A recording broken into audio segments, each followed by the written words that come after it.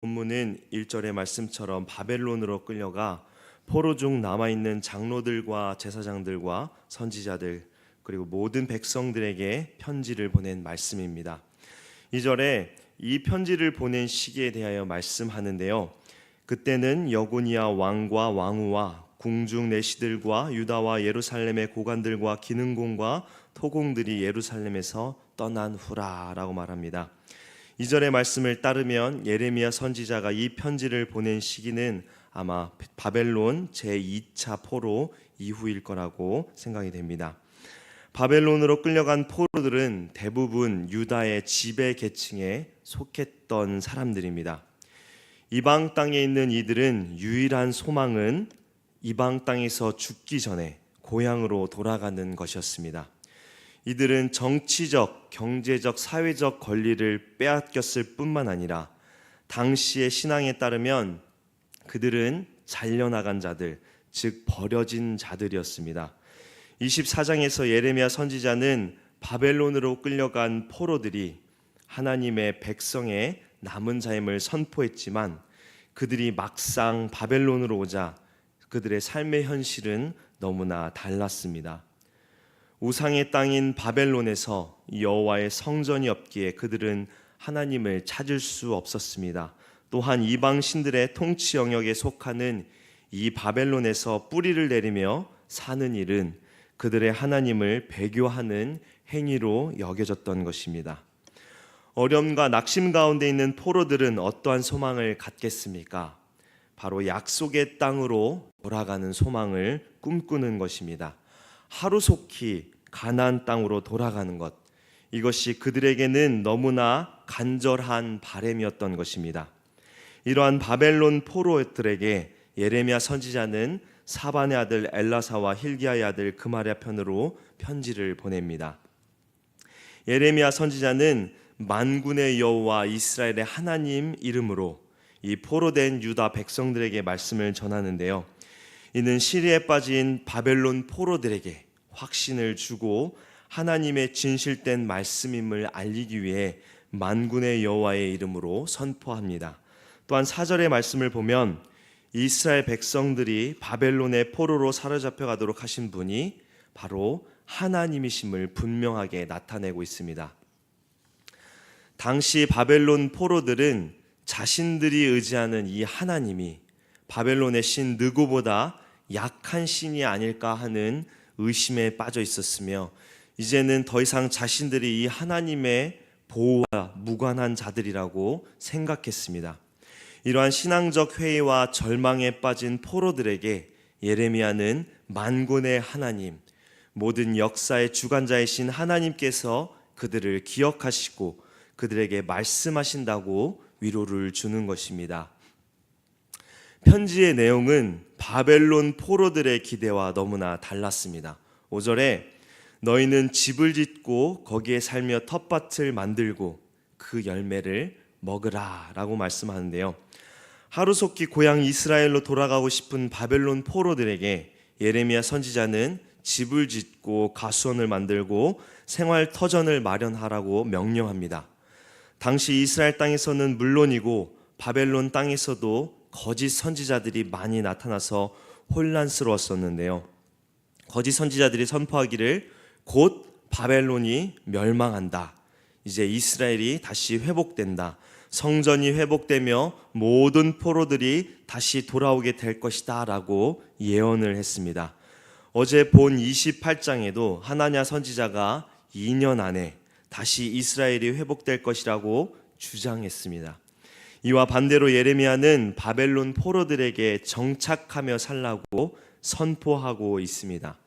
왜냐하면 하나님께서 70년 동안 바벨론의 지배를 받도록 정하셨기 때문입니다. 유배가 길어질 것이기에 그에 대비하여 생활터전을 마련하며 살도록 한 것입니다. 그래서 예레미야는 6절에 이렇게 말씀합니다. 아내를 맞이하여 자녀를 낳으며 너희 아들이 아내를 맞이하며 너희 딸이 남편을 맞아 그들로 자녀를 낳게 하여 너희가 거기에서 번성하고 줄어들지 아니하게 하라. 그들의 자녀들이 결혼하여 자녀를 낳아 번성하고 또 줄어들지 않게 명령합니다. 아내를 맞이하여 자녀를 낳고 또 자녀들이 결혼하여 자녀를 낳고 이렇게 3대를 말씀하는데요. 이러한 3대에 대한 언급은 세 세대에 걸친 바벨론의 이 통치 기간과 일치합니다. 즉 하나님께서 유다 백성들의 징계 기간이 다 차면 다시 회복시킬 것이다 라는 것을 의미하기도 합니다. 바벨론의 지배가 끝날 때까지 후손이 번성하도록 명령하시며 더 나아가 그 땅을 위하여 기도하라고 말씀하십니다. 7절입니다. 너희는 내가 사로잡혀 가게 한 그 성읍의 평안을 구하고 그를 위하여 여호와께 기도하라. 이는 그 성읍이 평안함으로 너희도 평안할 것입니다. 바벨론 포로들에게 이 말씀은 너무나 얼토당토 않는 명령입니다. 그들을 잡아온 나라의 평안을 위하여 노력하는 것은 그들에게 오히려 반민족적인 요구로 여겨질 수 있기 때문입니다. 그러나 바벨론의 평안은 포로들에게 반드시 도움이 됩니다. 이것이 현실이죠. 바벨론이 전쟁의 위험과 재앙을 겪는다면 그곳에 살고 있는 포로들에게 얼마나 큰 피해가 되겠습니까? 그렇게 하나님께서는 그 땅을 위하여 평안을 구하는 기도를 하라고 명령하십니다.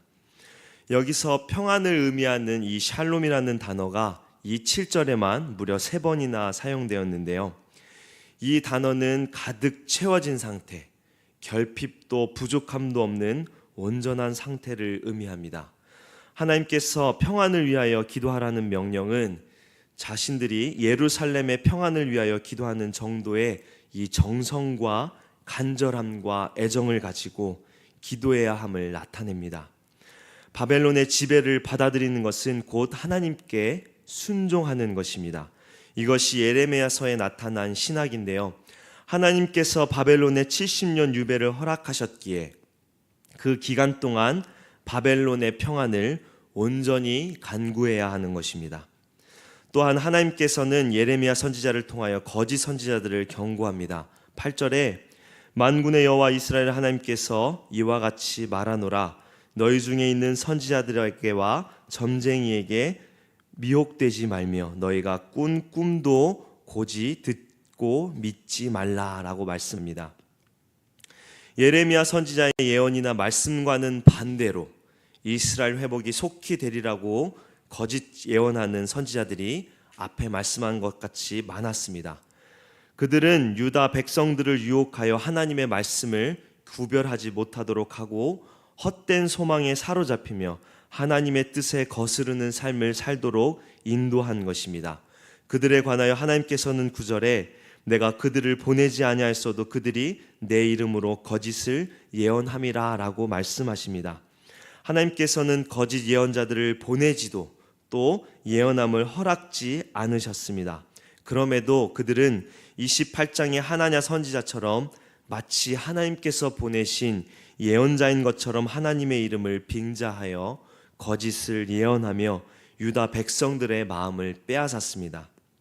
그들은 바벨론 포로의 생활을 하도록 정하신 이 하나님의 뜻에 불순종하며 그들이 져야 할 심판의 멍에를 벗어버리는 불신앙의 태도를 취하도록 하였습니다. 헛된 소망을 품게 만든 것이죠. 그렇게 하나님께서는 다시금 바벨론 포로로 있는 유다 백성들에게 하나님의 계획을 말씀하십니다. 10절입니다. 여호와께서 이와 같이 말씀하시니라. 바벨론에서 70년이 차면 내가 너희를 돌보고 나의 선한 말을 너희에게 성취하여 너희를 이곳으로 돌아오게 하리라. 하나님께서는 바벨론에 허락한 70년의 기간이 차면 이전에 쫓아보내셨던 모든 곳에서 유다 백성들을 다시 예루살렘으로 돌아오게 하실 것이다 라고 말씀합니다. 이것은 하나님의 선하신 계획입니다. 그리고 반드시 돌아오게 하실 것을 하나님은 예레미야를 통하여 약속하십니다. 자신들의 처한 상황이 재앙이며 절망이라고 생각하는 바벨론 포로들에게 하나님은 이렇게 말씀하십니다. 우리 11절 말씀 함께 읽겠습니다. 11절입니다. 여호와의 말씀이니라. 너희를 향한 나의 생각을 내가 아나니 평안이요 재앙이 아니니라. 너에게 미래와 희망을 주는 것이니라. 아멘. 하나님의 선하신 계획은 지금 당장은 재앙으로 여겨지지만 그 계획은 평안을 위한 것이며 미래에 회복될 것이 성취되는 희망입니다. 하나님께서는 낙심하고 있는 바벨론 포로들에게 다시 소망을 주시고 회복을 약속하십니다. 하나님의 계획은 항상 재앙이 아닌 평안입니다. 우리는 이 놀라운 하나님의 계획 안에서 살고 있습니다. 전능하신 만군의 하나님을 누가 막으며 누가 뜻을 굽게 하겠습니까? 우리는 하나님의 선택받은 백성입니다. 하나님은 우리의 기도를 들으시고 우리의 어리석은 계획들을 하나님의 선하신 뜻으로 바꾸시며 재앙의 길로 가는 우리를 평안의 길로 바꾸셔서 인도하실 줄 믿습니다. 어려움과 답답한 가운데 있나요? 삶이 절망적이고 하나님께서 과연 나와 함께 하시는가 의심될 때가 있습니까? 하나님께서는 오늘 우리에게 이렇게 말씀하십니다. 12절 13절 말씀인데요, 우리 12절 13절 말씀 함께 읽겠습니다. 너희가 내게 부르짖으며 내게 와서 기도하면 내가 너희들의 기도를 들을 것이요 너희가 온 마음으로 나를 구하면 나를 찾을 것이요 나를 만나리라. 아멘. 우리가 우리의 붙잡을 것 없는 어리석은 모습을 깨닫고 능력 없는 나를 의지하는 것이 아니라 전능하신 하나님을 의지하고 그분의 말씀을 신뢰하며 우리의 어려움을 해결해 주실 것을 간구한다면 하나님은 반드시 선하게 응답하여 주실 것입니다. 13절의 말씀처럼 우리가 온 마음으로 전심으로 하나님을 신뢰하고 하나님의 구원을 간구한다면 하나님은 반드시 나타나셔서 우리의 문제들을 해결해 주실 것입니다. 하나님께서는 유다 백성들에게 현실의 삶을 부정하지 말라고 말씀하십니다. 재앙이라고 생각하는 그곳에서 뿌리를 내리고 살며 그곳에서 번성하며 그 나라를 위하여 기도하고 하나님의 선하신 계획을 기도하며 때를 참고 기다리라고 말씀하십니다.